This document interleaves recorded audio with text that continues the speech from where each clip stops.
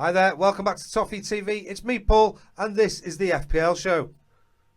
I'm going to be taking you through today lots of different things, including the Gameweek 5 talking points, what happened versus Arsenal, the Gameweek 5 player analysis, shouldn't take that long, and the most owned Everton player by Evertonians. I shall share that with you as well. In all honesty, I do not have any Everton player recommendations this week, but there are players to watch. There are players to consider. We do have a couple of nicer fixtures against Luton and Bournemouth. We're away to Brentford this week. We don't have the best record away, so it's certainly not a time to be backing Everton players, unfortunately. But we do have Luton and Bournemouth coming up at home in game week 7 and 8, so it is a time to be keeping an eye on players. So the ones to keep an eye on, I shall share that with you. So FPL talking points in terms of the match against Arsenal. Unfortunately, the team were set up to defend, yet we still conceded. So no attacking threat going forward, no drive in this game. Even, I hate to say, even when we went behind, Ped was talking about it and Baz were talking about it in the final word, and it's just, that was depressing to see. There's nothing to lose when you're losing, but we played almost as if there was. I think Deitch is unfortunately scared for his job now, and that is reflecting in the team selection. Other things to note from FPL perspective: McNeil, who did do well last season, almost one attack in return per 2 games. He started the game, so possibly somebody, those games against Luton and Bournemouth I've alluded to earlier. And Branthwaite, actually the £4 million defender in my team currently, although I am on a wild card. So that might not be the case come the end of this week. He had a man of the match performance. He was certainly the best centre-back and is looking like our best defender at this moment in time, in this early part of his career. Still very early, but yes, we do need to get him tied down and signed a new contract. And that's it for FPL talking points. Let's have a look and see in terms of player analysis. I've already alluded to the fact Jared Branthwaite was our player of the match.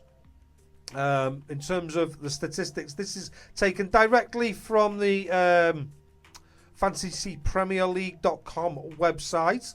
I'm not sure if you know, but under your points you've got all like the scores. For anybody who doesn't know, if you click this sort of arrow here, you can then go in and have a look at some extra information. Obviously this is free, so handy to have a look at. But the goal was scored by Trossard, came on for Martinelli, and an assist by Saka. Trossard, the only player to score from open play at Goodison since Odegaard in the last 6 games.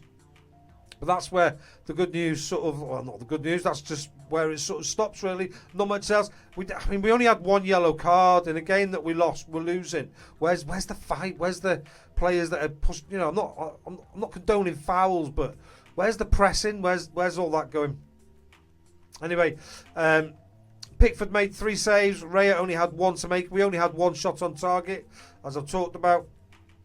And in terms of bonus, we were nowhere to be seen. Pickford was our highest BPS accumulator alongside Branthwaite and Decore in second places there. So something to note possibly in those easier fixtures when we're making our selections. When you look at the player stats for Everton, nobody apart from Pickford got more than 2 points. Pickford with his 1 save points giving him that as well. But as you can see, in terms of expected goal involvement, there just isn't any whatsoever. We were, like I said, we were set up defending. I think the highest was Calvert-Lewin, who came on and had 24 minutes at 0.12. I wouldn't be surprised if he starts in the next game week. As we can see, Deitch likes to go to experience when his back's against the wall, hence playing Ashley Young at right back last weekend. Particularly perplexing after Nathan Patterson got an assist in the week before.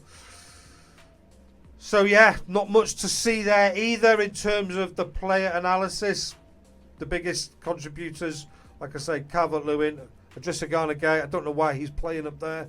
If you're not going to play him in the number 6, then play somebody else. James Garner, McNeil, and Dan Juma, but nothing really to see. Expected goal conceded for us was 1.02. I'm not going to go all the way down and scroll for us. So we conceded 1.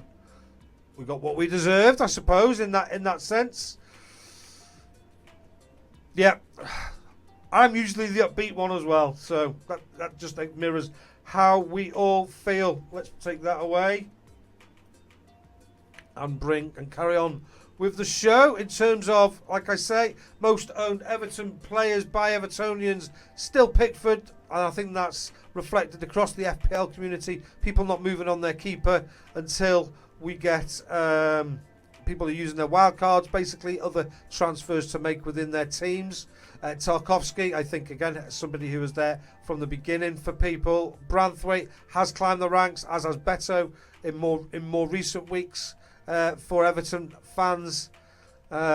Just interested to see what people are going to do. My recommendation is, like this week, don't bring any Everton players into your team.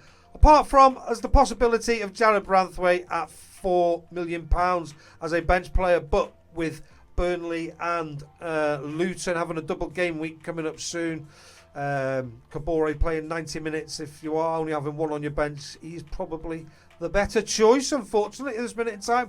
Players to watch: Abdoulaye Doucouré. Let's see how he gets on in the coming weeks. Like I say, those easier fixtures. Dominic Calvert-Lewin made his comeback again yesterday. Let's see how he settles in, what goes on with him and Beto. And Danjuma, he was my recommendation last week. We do have some easier fixtures. It's just whether he is utilised well and the team is set up to go on the attack. But he did have a shot that went just over the bar. So somebody to keep an eye on as well. Right, that's it from me. QR code to join Premier, if you do want to subscribe, is just there. It will probably be at the end as well. It usually is. And if you want to follow me, I am FPL Focus at FPL Focus on YouTube, and Paul Livesey at FPL_Focus on Twitter. Thanks very much for watching. If you do like the show, do give us a big thumbs up and a like. Always helpful to help grow the show, and I shall see you here next week on Toffee TV. Take care, guys. Thanks very much. Bye-bye.